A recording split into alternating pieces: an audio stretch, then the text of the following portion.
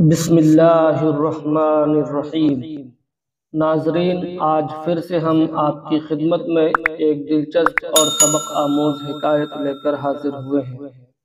ناظرین، آج میں آپ کو سامری کے بچھڑے کے بارے میں بتاؤں گا کہ اس کو کس طرح بنایا گیا اور کیوں بنایا اور کس نے بنایا، اور وہ بچھڑا کس طرح بولنے لگا، اور پھر اس بچھڑے کی وجہ سے بنی اسرائیل کا کیا حال ہوا۔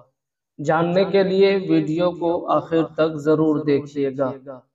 لیکن ویڈیو شروع کرنے سے پہلے آپ سے گزارش ہے کہ اگر ابھی تک آپ نے ہمارے یوٹیوب چینل کو سبسکرائب نہیں کیا ہے تو سبسکرائب کر دیں اور بیل آئیکن کو پریس کر دیں تاکہ ہر آنے والی ویڈیو کا پتہ آپ کو بآسانی معلوم ہو سکے۔ ناظرین، فرعون کی ہلاکت کے بعد بنی اسرائیل اس کے پنجے سے آزاد ہو کر سب ایمان لائے، اور حضرت موسیٰ علیہ السلام کو خداوند کریم کا یہ حکم ہوا کہ وہ 40 راتوں کا کوہ طور پر اعتکاف کرے۔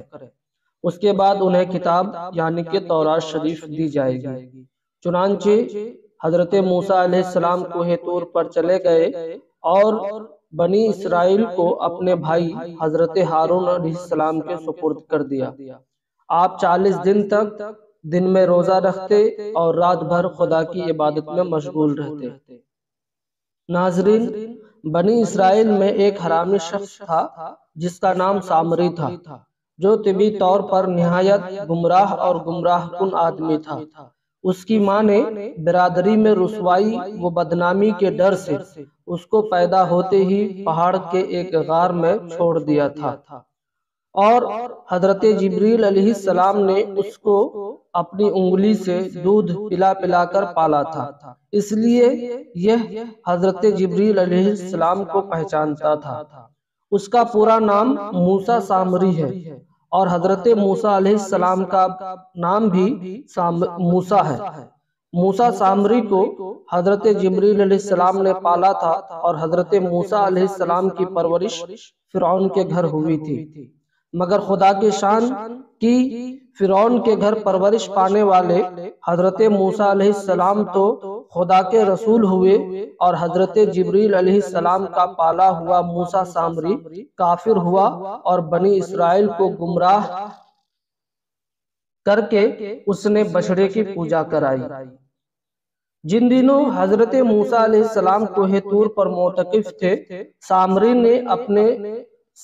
نے آپ کی غیر موجودگی کو غنیمت جانا اور یہ فتنہ برپا کر دیا کہ اس نے بنی اسرائیل کے سونے چاندی کے زیورات کو مانگ کر پگھلایا اور اس سے ایک بچھڑا بنایا، اور حضرت جبریل علیہ السلام کے گھوڑے کے قدموں کی خاک جو اس کے پاس محفوظ تھی، اس نے وہ خاک بچھڑے کے منہ میں ڈال دی تو وہ بچھڑا بولنے لگا۔ پھر سامری نے بنی اسرائیل سے یہ کہا کہ اے میری قوم، حضرت موسیٰ علیہ السلام کوہ طور پر خدا کے دیدار کے لیے تشریف لے گئے ہیں، حالانکہ تمہارا خدا تو یہی بچھڑا ہے، لہٰذا تم لوگ اسی کی عبادت کرو۔ سامری کی اس تقریر سے بنی اسرائیل گمراہ ہو گئے، اور 12,000 آدمیوں کے سوا ساری قوم نے چاندی سونے کے بچھڑے کو بولتا دیکھ کر اس کو خدا مان لیا، اور اس کے آگے سر بسجود ہو کر اس بچھڑے کو پوجنے لگے۔ چنانچہ خداوند قدوس کا ارشاد ہے، اور موسیٰ کے بعد ان کی قوم نے اپنے زیوروں سے ایک بچھڑا بنا لیا جو بے جان کا دھڑ تھا اور گائے کی طرح بولتا تھا۔ ناظرین، 40 دنوں کے بعد جب حضرت موسیٰ علیہ السلام خدا سے ہم کلام ہو کر اور تورات شریف ساتھ میں لے کر بستی میں تشریف لائے اور قوم کو بچھڑا پوجتے ہوئے دیکھا تو آپ پر بے حد غضب و جلال طاری ہو گیا۔ آپ نے جوش غضب میں تورات شریف کو زمین پر ڈال دیا اور اپنے بھائی حضرت ہارون علیہ السلام کی داڑھی اور سر کے بال پکڑ کر گھسیٹنا شروع کر دیا، اور آپ فرمانے لگے، کیوں تم نے ان لوگوں کو اس کام سے نہیں روکا؟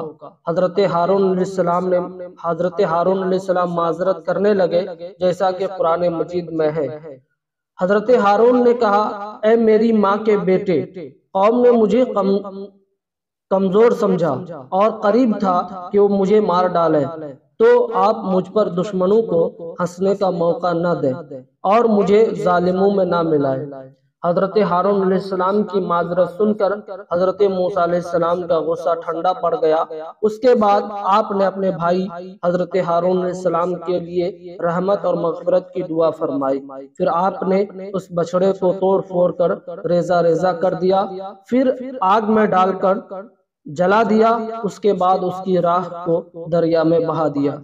ناظرین، اس واقعہ سے خاص طور پر یہ سبق ہمیں ملتا ہے، اس سے علماء کرام کو یہ سبق ملتا ہے کہ علماء کرام کو بھی اپنے مذہب کے عوام کی طرف سے غافل نہیں رہنا چاہیے۔ آپ نے دیکھا کہ سامری نے 40 دن حضرت موسیٰ علیہ السلام کی غیر موجودگی سے فائدہ اٹھا کر سارے قوم کو بہکا کر گمراہ کر دیا۔ اسی طرح اگر علماء اہل سنت اپنی قوم کی ہدایت و خبرگیری سے غافل رہے گے تو بد مذہبوں کو موقع مل جائے گا کہ ان لوگوں کو بہکا کر گمراہ کر دیں۔ دوسری بات یہ معلوم ہوئی کہ حضرت جبریل علیہ السلام کے گھوڑے کے پاؤں کی خاک میں جب یہ اثر تھا کہ بچڑے کے منہ میں پڑتے ہی بچڑا بولنے لگا، تو اس سے معلوم ہوا کہ اللہ والوں کے قدموں کے نیچے کی خاک میں بھی خیر و برکت کے اثرات ہوا کرتے ہیں۔ لہٰذا خدا کے نیک بندوں کے غبار آلود قدموں کو دھو کر مکانوں میں پانی کا چھڑکنا، جیسا کہ بعض خوش عقیدہ مریدین کا طریقہ ہے، یہ کوئی لغو اور بیکار کام نہیں، بلکہ اس سے فیوز و برکات اور فوائد حاصل ہونے کی امید ہے، اور یہ شرعاً جائز بھی ہے۔ ناظرین، آپ کو یہ ویڈیو کیسا لگا ہمیں کمنٹ کر کے ضرور بتائیے۔ ویڈیو کو لائک کیجئے، اپنے دوستوں کے ساتھ شیئر کیجئے۔ السلام علیکم، جزاک اللہ۔